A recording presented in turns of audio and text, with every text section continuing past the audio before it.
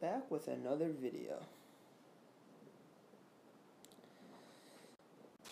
I only got 3 hours of sleep last night. I'm so tired. Alright. Goku is cool. Hey, shout out to Kingdom 143. These guys are lit. They helped a lot to help me get my, channel set up and everything. I really appreciate it, guys. Thanks. Alright, so today we're going to talk about one of the most things that make King of Avalon unique from different war games, and that is the dragon. We will talk about the skills, each skills. We'll go through all the skills of the dragon. We'll talk about which ones are very useful and the other ones that are pretty much completely useless. Alright, let's get started. So, first going with the March of Fury. The March of Fury is probably one of the most important, I'll probably say top three, one of the most important dragon skills. And that is because it can increase your marching capacity pretty much. That's pretty much one of there's so many limited ways to increase your march capacity, and the fact that it is one of your dragon skills, it really helps. Another one, the dragon skin. This really depends if you like to solo barb a lot. Like when you solo barbarians, you get a lot of food, which I'll cover in another video. But pretty much you have to get these barb skills very high. So, like I don't really do barb that much. That's why these aren't exactly that high. And then Monster Mayhem pretty much increases the marching speed of your troops against monsters. Well, that's only, honestly, I prioritize. If you haven't noticed, this is level 1. I don't really use it at all. I mean, I wouldn't say it's not important, but it's less important compared to others. Because speed against monsters, you just have to be patient for that. And then increases the attack of your siege troops against monster barbarians, siege rage. This is pretty much complete useless because you don't need siege. Honestly, you should be using archers and cavalry as your damage dealers. If you have siege, that's just not good. You have to make sure you don't use siege against monsters and barbarians. And then the winged heels increases marching speed of your troops. This is actually pretty decent if you're a hardcore like kill event person. But the thing is, it doesn't even help that. It like boosts like 0.5% every level. It's not a lot. That's why I left it at level 1. And next, the Cavalry Rage increases the attack of your cavalry against monsters and barbarians. Now this is pretty important if you do barbarians and monsters, because obviously, as I was saying in the previous video, how you want high attack for your cavalry. And then Flaming Arrows increase the attack of your bowmen against siege troops. Okay, this is not really useful. I mean, yes, you want your bowmen to have increased attack on everything, but you don't really want it on siege. You want it on infantry more. And then Flaming Arrows 1 increases your bowmen of your attack on bowmen against infantry. Yeah, I can't speak right. Increases the attack of your bowmen against infantry. Yes, this is one of those priceless skills, as in it is really, really amazing, because you can, as I was saying in the previous video, you need to wipe out the infantry before you can mow down everything else. So the fact that it's pretty much giving you a free skill right here, yes, you definitely want to upgrade this. And then increase the attack of your bowmen against monsters and barbarians. Yep, it's corresponding to the cavalry. You want high attack on that. Increase the attack of your cavalry against infantry. Yep, this is pretty much just as important as the archer, the Flaming Arrow 1, because they both have increased your cavalry and your archers against infantry, which, remember, as I was saying, you want to wipe that out before you can even touch the rest of the troops. Alright, the next one, Dragon Blessing. Reduce the number of your troops killed in battle. This is very important, obviously, because this really matters when you're attacking, because as I'm sure you guys all are aware, when you're attacking someone, you can actually lose troops. So if you get attacked, they're only wounded. So this skill is really like important when you're attacking someone, so in case some shit happens, you don't lose all your troops. Minimize damage, pretty much. Alright, increase the attack of your cavalry against sea troops. Yep, pretty much useless, because you can't even get to the siege until you get rid of the infantry. And the siege is pretty much jelly as it is. Increase the attack of your siege troops against traps. This is actually pretty important.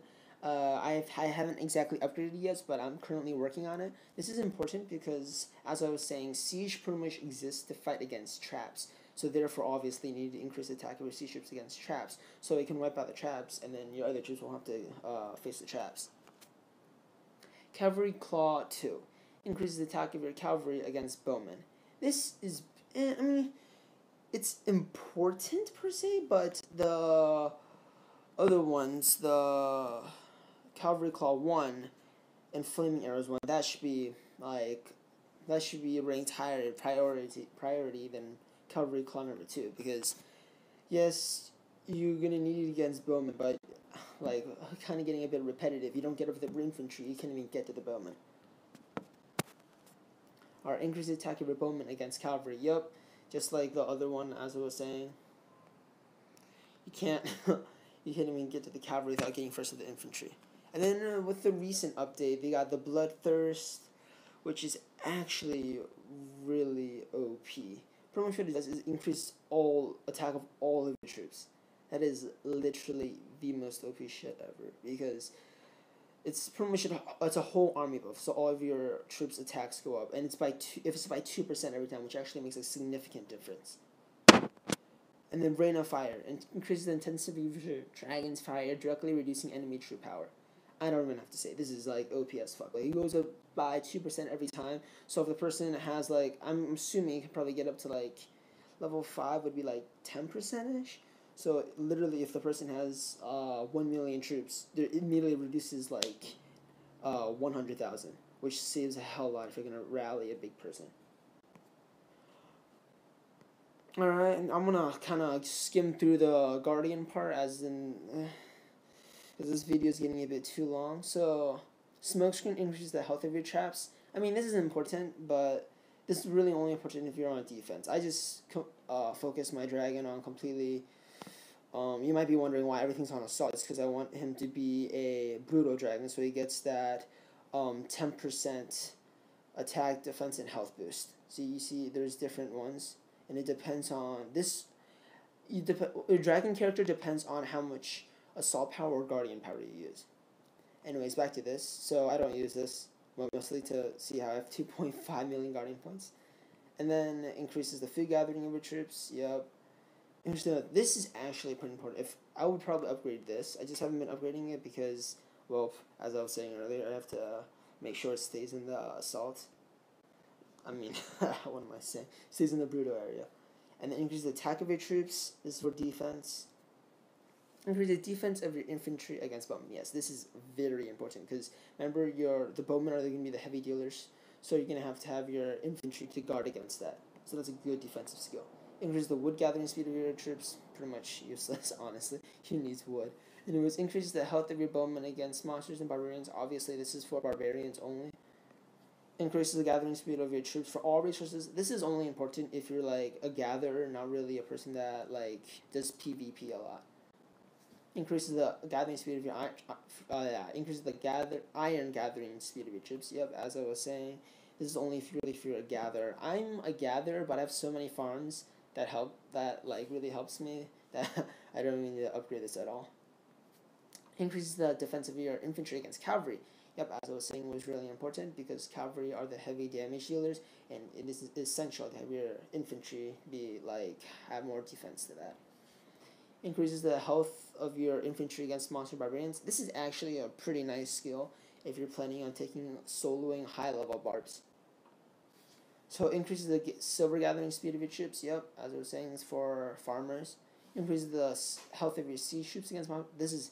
This skill is one of those useless skills that I don't understand. You don't need it at all. Infantry Backbone 3 increases the defense of your infantry against siege troops. Honestly, it doesn't even really matter because siege troops don't do that much damage to infantry whatsoever anyways. And then Dragon Blood 2 increases the health of your cavalry against monsters and barbarians. This is just one of those extra skills you can use to make your life easier during monsters and barbarians. And then the two new shields, Sacred Shield and Double Bounty.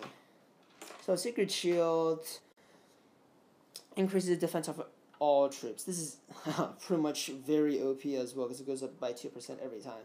But sadly, you see the requirements. Dragon level 56, that ain't happening anytime soon. Double Bounty offers the chance of double rewards when slaying monsters. Yep, this is important. This is you only really need a skill if you do solo barbs and all that stuff a lot. Okay, that's it, YouTube. As always, subscribe and like. Comment in the section below if you have any questions, and I'll try to get back to you as soon as possible. And stay sexy.